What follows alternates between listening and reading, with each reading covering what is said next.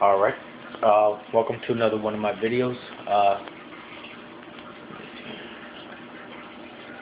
Today, I received a new Bixler from a good friend of mine, and I'm going to show you some of the things that I've done to it so far, some of the things I plan to do to it, and go through it.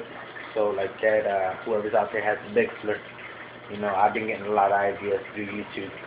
And whoever is getting into the hobby and or wants to upgrade, you know, what type of modifications work well and stuff like that. So here we go. This right here on top of my kitchen table is my my new Bixler. What I did was I put a Grayson Hobby. There we go. Microjet V3. Okay. I had that on my Wild Hawk. And I almost had like 1:1 ratio, power ratio, weight to power ratio, and it was awesome. I've flown it maybe at quarter throttle. I could take off at quarter to almost half throttle. Haven't flown this plane quite yet. I have a 40 amp, which is overkill ESC. I have it on the outside though. I ran out of electrical tape. Just bought some more, so I'll be replacing those. But right here, I like to mount it on the outside for so it can stay cool. I will be putting in some vents though here in the near future. I'm buying me some plastic spoons and I cut them in half. That's what I saw. That worked really well on some of the videos that I've seen. I'm making exit holes somewhere around here. Okay. I also, what I did was I put a carbon fiber spar right over here and hooked up my ailerons, and as you see, this right here is blue and the wingtips are blue, so like that I can orientate myself on the plane while it's in the air. And you see I marked with a pen right here.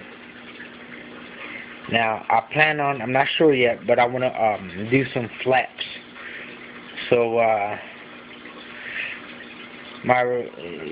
you know, just to get a little bit more flight time out of it, be able to glide a little bit better, a little bit longer, come in a little slower on my landings.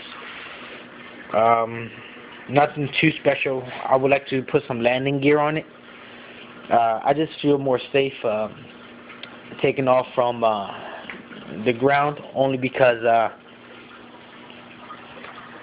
you know, if you throw the plane, it's going from your hand to the ground if you mess up. But if it doesn't take off, period, because your CG is all jacked up, you know, you don't got to worry about it crashing into the ground. So that's why I like more so like taking off from the ground, and put some landing gear on this. So I'll make some makeshift landing gear. This is just my battery I use for my receiver, and we have some of my Turnigy receivers. Turnigy.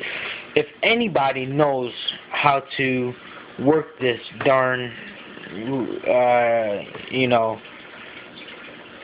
radio transmitter, please write me a comment, email me, freaking give me a lesson, because there's nothing I can find that really, because I try to do the flap rounds, but it doesn't quite work out, and this, that, and the third, so please help me. And that's about it as far as right now that I can think of. I'm going to, right here, my rudder's a little small. Well, I'll probably make that a little bit larger. We'll see. And I'll probably put a carbon fiber spar right there in that area, but I'm not sure yet. I didn't have to do it with my well, I did do it with my Wild Hawk, but I don't think it was really necessary at all. That's all crashed up now though. I have a 6.4 prop on it. I run it with a 22 milliamp battery. I'll get maybe like just throttling it the whole time without any glide time, I'll get about 10-15 minutes off of it. You know, I want to upgrade down up to the 5,000 milliamp battery. If anyone has any new power setups or suggestions, please leave me a comment. I also, where is this bar at?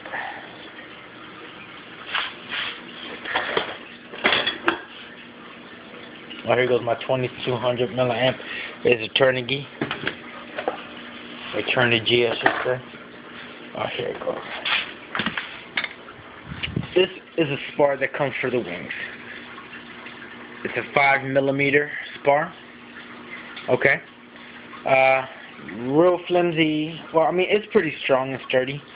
But compared to the nice thick one that comes to Wild Talk, you know what I'm saying? It's not as good. But what I did was I went ahead and I purchased a solid 5mm spar.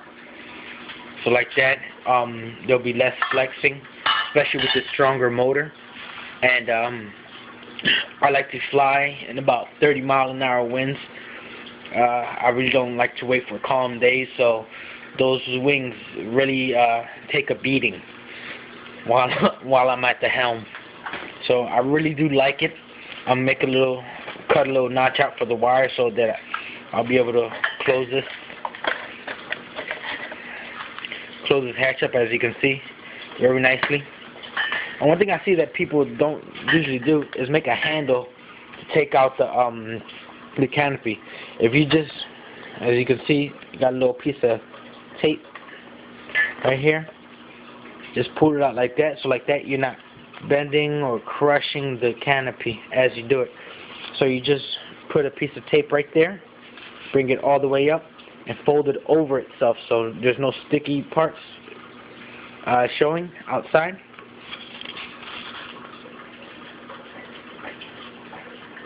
Just put it on, and you're able to take it off just like that. And it's too easy. Also, I would like to make the rudder a little bit larger. I'm thinking just trace it out and make it to about right there.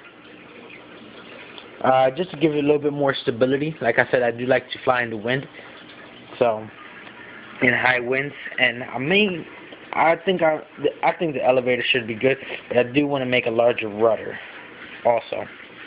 So my vertical stabilizer, I want too large. My horizontal stabilizer, I think is a little thin, but we'll see how she performs. And that's about it. Alright, thank you for joining me. And I think that should be good. Make sure to subscribe also. And I'll post up hopefully I'll find someone to videotape my first flight, and I'll post that up as soon as possible. Thank you. Hopefully this weekend.